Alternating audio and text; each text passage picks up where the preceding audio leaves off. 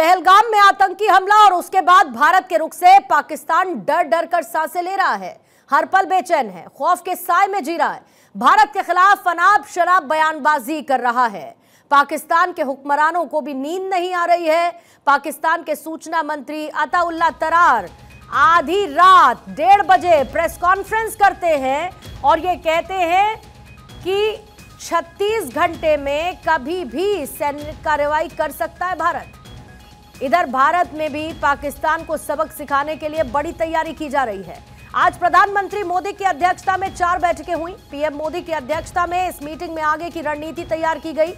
लेकिन आज एक तरफ जहां पर बैठकों का दौर जारी है और बैठकों के बाद पाकिस्तान का पक्का इलाज करने की तैयारी हो रही है, वहीं दूसरी तरफ समस्या की जड़ को भी समझना होगा, यानी कि पाकिस्तान की सभ्यता और धर्म की बात जो ये देश करता है, क्या उसके लिए यही समस्या है? क्योंकि पाकिस्तान के आर्मी चीफ आसिम मुनीर ने पाकिस्तान के जंग का आधार ही हिंदू मुस्लिम को बताया था। आज सभ्यता बनाम धर्म पर चर्चा करेंगे और हमारे साथ United Service Institution of India के DG major general B K Sharma हमारे साथ मौजूद हैं। बीके शर्मा साहब, वेरी मच वेलकम सर, आपका बहुत स्वागत करती हूं भारत 24 पर।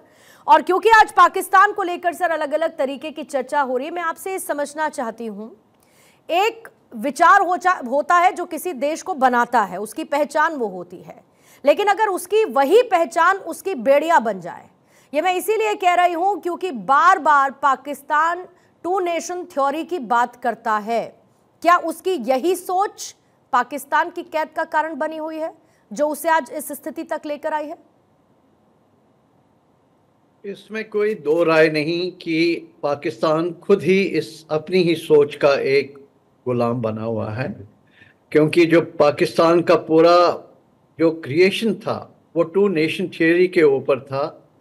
और ये 2 नेशन थियरी जो है वो फेल हो चुकी हर लिहाज से, क्योंकि अगर आप इंटरनल डायनामिक्स पाकिस्तान के देखें कि वहाँ पे जो सेक्टेरियन वायलेंस है या रीजनल एथनिक वायलेंस है, जैसे डिफरेंट पार्ट्स हैं, वो सब ड्रिफ्ट हो रहे हैं, एक दूसरे से तितर बितर हो रहे हैं, बिखर रहे हैं।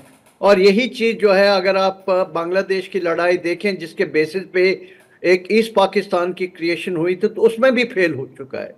लेकिन बात ये समझ नहीं आती कि इतने फेलियर के बावजूद भी क्यों पाकिस्तान इसी एक फेल्ड पॉलिसी के ऊपर लगा हुआ है और बार बार जो है इससे वो हानि खा रहा है और आगे भी हानि खाता रहेगा।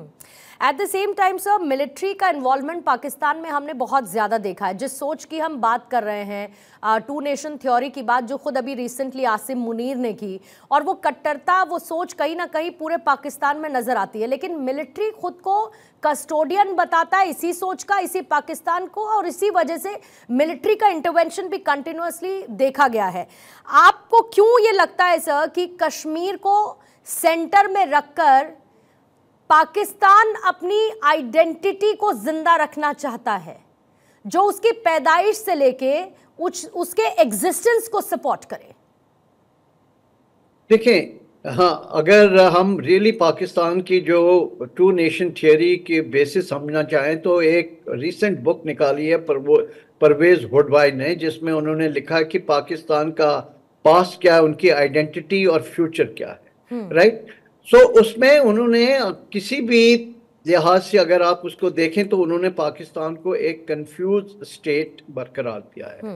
मैं इसके ऊपर थोड़ा डिटेल में जाना चाहता हूं कि शुरू में जो ये 2 नेशन थियरी बनी थी, ये सर सैयद अहमद खान ने एक इलाहाबाद मूवमेंट चलाई थी।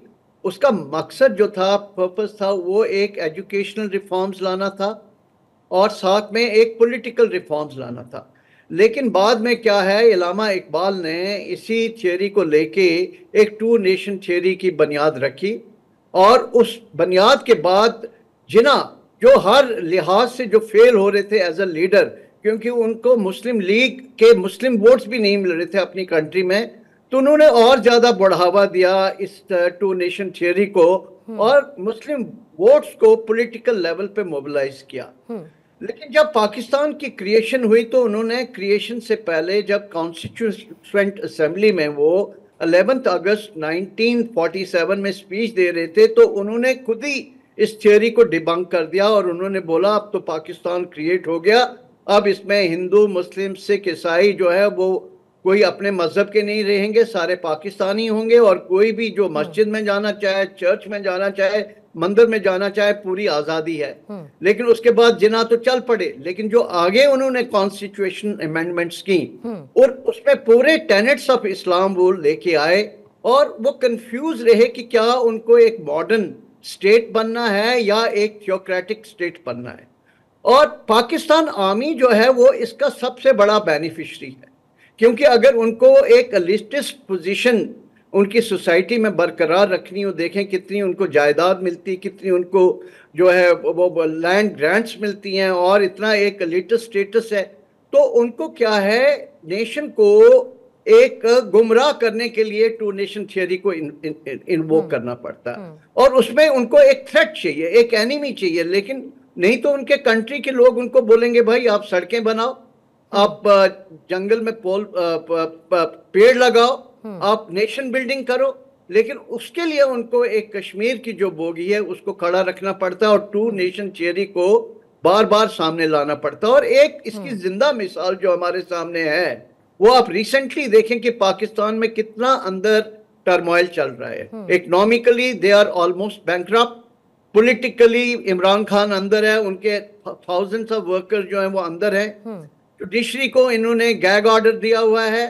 और इस स्टेज में जबकि इतना सीरियस पॉलिटिको, सोशल और इकोनॉमिक टर्मोइल चला हुआ है, इन्होंने फिर से ये टू नेशन थियरी ला के खड़ी कर दी ताकि जो पूरी अटेंशन नेशन की वो डिफ्लेक्ट हो उनके इंटरनल इश्यूज से, और एक इंडिया थ्रेट को फिर से क्रिएट किया जाए, ताकि जो इमेज है इस वक्त पाकिस्तान मिलिट्री की जो बिल्कुल एट द लोएस्ट एब है उसको फिर से रिक्रिएट किया जाए। तो ये एक बहुत ही बड़ा नैरो माइंडेड और वेस्टेड इंटरेस्ट है जो पाकिस्तान की तबाही का एक बेसिस रह चुका है और आगे भी इसकी बर्बादी का एक जरिया या एक रीजन रहेगा। लेकिन बहुत इंपॉर्टेंट सर आपने बात कही, कश्मीर का मुद्दा आखिर क्यों पाकिस्तान उठाता रहता है, और जो समझ में आता है वो ये कि आपकी जो इंटरनल कमियां हैं, जो आपकी आंतरिक कमियां हैं, आप उसको छुपाने के लिए कहीं ना कहीं एक ढाल बनाकर कश्मीर को आधार बनाते हैं, और कश्मीर का रोना आप अलग अलग मंचों पर, ग्लोबल प्लेटफॉर्म्स पर आप जाते हैं और कश्मीर को लेकर रोना गाना करते हैं। लेकिन सर एक सवाल इसी के साथ साथ ये आता है कि क्या वाकई में कश्मीर के पास आधार है, कश्मीर पर अपना, पाकिस्तान के पास आधार है कश्मीर पर अपना अधिकार बताने का? मतलब लॉजिकली टॉकिंग सर, ये कश्मीर जानता है कि उसके पास कोई पाकिस्तान के पास अधिकार नहीं है कश्मीर पर अपना अधिकार जताने का, उसके बावजूद वो इसको लेकर आता है? देखिए, ये कश्मीर जो है पाकिस्तान की एक फेल्ड स्ट्रेटजी, ठीक है, और वो कश्मीरियों ने खुद रिजेक्ट की है। कश्मीरियों ने इसलिए रिजेक्ट की कि आप देखें राइट फ्रॉम 1947 ये शेख अब्दुल्ला थे जिन्होंने ये डिसाइड किया था कि वो पाकिस्तान के साथ नहीं रहना चाहते, वो इंडिया, डेमोक्रेटिक इंडिया के साथ रहना चाहते। उसके बाद वहां पे इतने इलेक्शंस हुए, ठीक है, इंडिया और कश्मीरी सोसाइटी के बीच में कुछ बेसिक मसले रहे हैं, वो हमारी दूसरी स्टेट्स के साथ भी हैं, लेकिन at the end of the day article 370 के एब्रोगेशन के बाद भी देखें कितनी बड़ी संख्या में लोग जो हैं उन्होंने इलेक्शन प्रोसेस में पार्टिसिपेट किया, नियरली 70% जो मैंडेट रहा, और अपनी उनकी गवर्नमेंट बनी। और इस वक्त कश्मीर जो है अपनी प्रॉस्पेरिटी के अरूज पे था, इतना टूरिज्म वहां फैला था। ये जो चीज, जो प्रॉस्पेरिटी है, ये जो पीस है, ये पाकिस्तान की मिलिट्री की आंख में ये जचता नहीं है, और इसीलिए उन्होंने एक बार फिर से ये सोच बनाई और एक बड़ा ही एक ये जो आउटरेजियस टेररिस्ट एक्ट किया, और जिसकी वजह से जो है पूरे हालात फिर से खराब हुए। लेकिन अगर आप स्टेटमेंट्स देखें जो लेजिस्लेटिव असेंबली में कश्मीर की या वहां के जो लीडर्स हैं, जो एक तरह से थोड़ी उनकी सेपरेटिस्ट टेंडेंसी है, हर एक ने इस एक्ट ऑफ टेरर को कंडेम किया है और पाकिस्तान को कंडेम किया है। तो एक तरह से ये फिर एक तमाचा है पाकिस्तान के मुंह पे उसकी कश्मीर पॉलिसी को लेकर। बीके शर्मा से, भारत एक सभ्यतागत राष्ट्र हमेशा से कहलाया जाता रहा है। एकता में विविधता की बात भारत ने हमेशा की है। भारत एक सिविलाइजेशन को कैरी करके चलता है और वो सिविलाइजेशन भारत को सहिष्णु भी बनाती है, वो भारत को मजबूत भी बनाती है, वो भारत की ग्लोबल लेवल पर एक्सेप्टेंस को भी बढ़ाती है। सर, एक किताब का बस रेफरेंस लेना चाहूंगी और उस किताब में ये कहा गया था कि India is not a natural state, it is a negotiable state.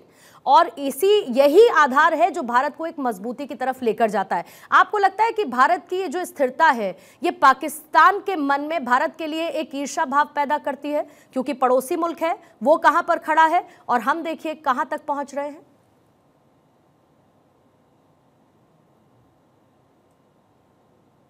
आवाज नहीं आ रही सर, अभी आप तक मेरी आवाज पहुंच रही है? जी, अभी आ गई। सवाल दोहराऊं मैं बीके शर्मा सर? जी जी सर, मेरा सवाल यही था कि भारत एक सभ्यतागत देश माना जाता है और अपनी सिविलाइजेशन को भारत ने कैरी करके आगे बढ़ा है, जो उसको सहिष्णु भी बनाता है और ग्लोबल लेवल पर भारत की एक्सेप्टेंस को भी बढ़ाता है। एक मैंने किताब का सर कोट रखा था जिसको मैं दोबारा से रिपीट कर देती हूँ, वो ये कि India is not a natural state, it is a negotiable state.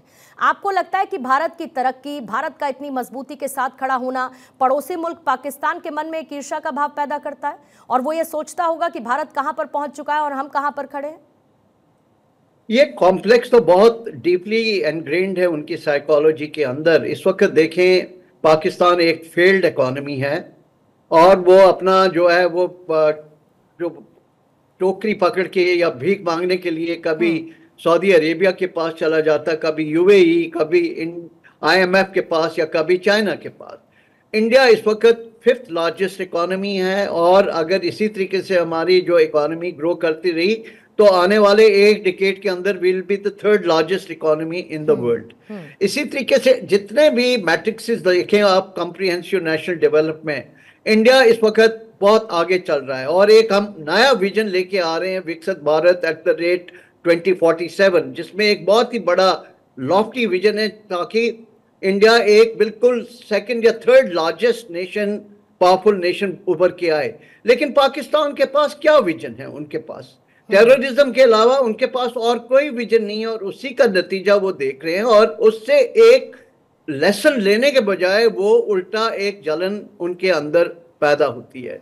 अब इस वक्त आप देखें कि हमारा जो वसुदेव कुटुंबकम, वर्ल्ड इज वन फैमिली, या जो हमने G20 में एक स्लोगन निकला, 1 अर्थ 1 पीपल एंड 1 फ्यूचर, ये पूरे G20 ने अडॉप्ट कर लिया था और दुनिया सचमुच जो है वर्ल्ड में इंडिया को एक विश्व मित्र जो है वो मानती कि हम फ्रेंड ऑफ द वर्ल्ड हैं और यही हमारी पोजीशन हर स्टेज पे रही है।